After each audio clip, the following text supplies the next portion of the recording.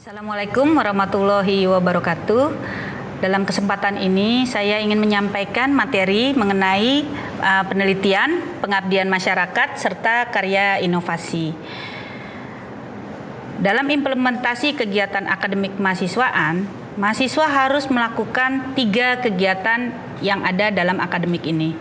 Pertama, penelitian, lalu pengabdian masyarakat, kemudian karya inovasi. Jadi 3 hal yang harus dilakukan mahasiswa. Yang dimaksud dengan penelitian itu adalah penyelidikan yang dilakukan secara hati-hati dengan metode ilmiah. Kalau untuk pengabdian masyarakat adalah suatu gerakan proses pemberdayaan diri untuk kepentingan masyarakat.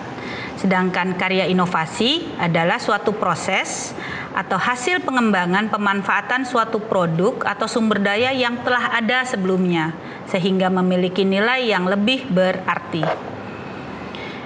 Untuk penelitian, ada 2 metode yang harus dilakukan. Pertama adalah metode penelitian kualitatif, lalu kemudian metode penelitian yang kuantitatif. Perbedaannya, dalam kegiatan metode kualitatif kita akan bicara mengenai segala sesuatu yang tidak bisa diukur atau dihitung. Sedangkan untuk kegiatan penelitian yang kuantitatif itu adalah kita melakukan kegiatan yang dapat diukur dan dihitung. Dalam melakukan penelitian, ada alat bantu yang harus dipersiapkan. Pertama adalah mengenai kemampuan berbahasa, yaitu bahasa Indonesia yang baku dan ilmiah. Lalu yang kedua adalah mengenai statistik, di mana kita gunakan itu untuk menganalisa data. Yang ketiga adalah logika berpikir secara ilmiah, di mana kita dituntut untuk bisa berpikir secara sistematis dan logis. Keempat adalah perpustakaan atau referensi. Di sini adalah tempat kita untuk bisa memperoleh informasi yang menyangkut kajian atau hal-hal yang terkait dengan referensi dari penelitian yang kita lakukan. Kemudian kita harus berbicara mengenai desain penelitian.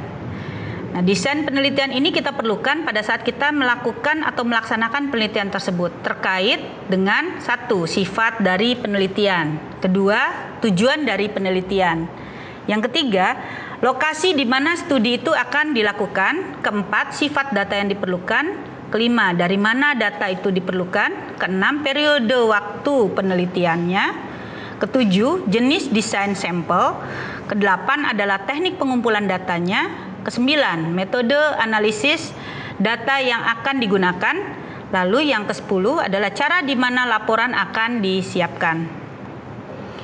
Hal yang paling penting pada saat kita melakukan penelitian adalah bicaranya tentang etika penelitian.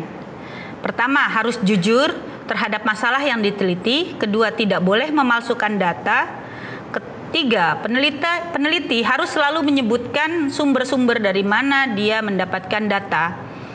Kemudian komunikasikan hasil penelitian hanya kepada pihak-pihak yang terkait, dan sebaiknya hasil penelitian yang menyangkut hal-hal yang sensitif itu tidak dipublikasikan secara umum.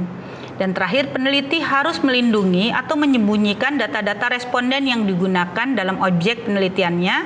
Responden harus tetap anonim, tapi informasinya saja yang disebutkan, identitas tidak boleh dibeberkan. Penelitian itu penting bagi mahasiswa. Apa yang harus diperhatikan? Kenapa penelitian itu penting bagi mahasiswa? Pertama, penelitian adalah salah satu cara untuk menjadikan mahasiswa menjadi seorang pemikir yang berwawasan luas. Kemudian yang kedua, dengan melakukan penelitian, mahasiswa dilatih untuk bisa berpikir objektif, sistematis, dan memahami persoalan secara lebih mendalam serta berpikiran ke depan. Dan yang ketiga, melalui penelitian, mahasiswa dilatih untuk berpikir kritis dan peka terhadap masalah yang dihadapi sesuai dengan bidangnya.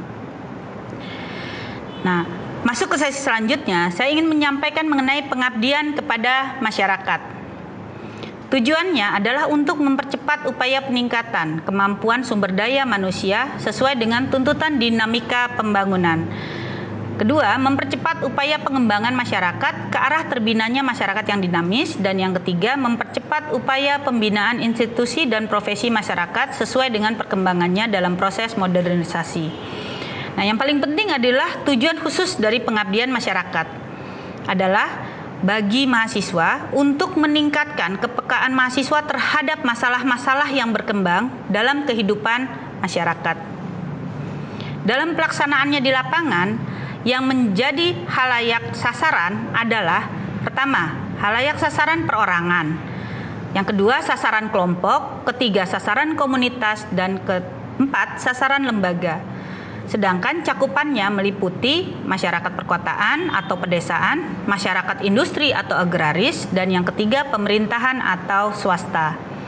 Nah, bentuk pelaksanaan dari kegiatan pengabdian masyarakat adalah pendidikan kepada masyarakat, pelayanan kepada masyarakat, kemudian pengembangan dan penerapan hasil penelitian, kemudian kaji tindak atau action research, kemudian pengembangan wilayah, serta kuliah kerja nyata atau KKN. Nah, yang selalu menjadi fokus mahasiswa itu adalah KKN untuk Abdi Mas.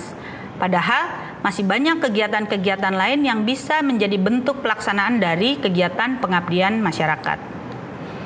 Dan yang terakhir adalah karya inovasi.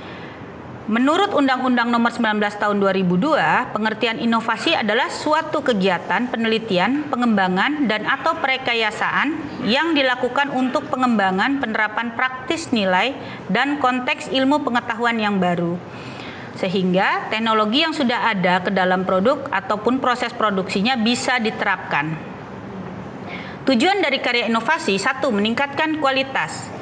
Kedua, mengurangi biaya. Ketiga, menciptakan pasar baru. Keempat, memperluas jangkauan produk. Kelima, mengganti produk atau layanan. Dan keenam, mengurangi konsumsi energi. Sedangkan ciri-ciri yang disebut karya inovasi adalah satu, memiliki ciri khas. Yang kedua, merupakan ide baru. Yang ketiga, dilakukan secara terencana. Dan yang keempat adalah memiliki tujuan. Demikian materi yang saya sampaikan hari ini, semoga dapat memperkaya pemahaman adik-adik mahasiswa dalam hal penelitian, pengabdian, dan karya inovasi. Sekian, terima kasih. Wassalamualaikum warahmatullahi wabarakatuh.